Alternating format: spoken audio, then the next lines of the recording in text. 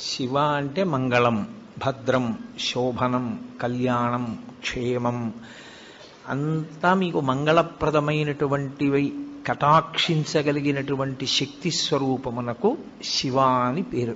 అందుకే శివునకు అమంగళమునకు సంబంధం ఉండదు. అసలు ఆయన ఎన్నడూ అమంగళము చేయువాడు కాడు.